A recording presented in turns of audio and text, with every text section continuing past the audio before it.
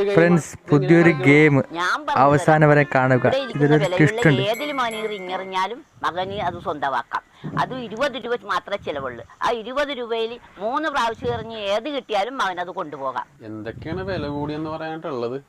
മൊബൈലുണ്ട്, flask ഉണ്ട്, speaker ഉണ്ട്. ഇങ്ങനെ വില കൂടിയ പല സാധനങ്ങളും ഇവിടെ ഇരിപ്പുണ്ട്. ഏതെടുത്താലും മകൻ അത് ലഭ്യമാണ്.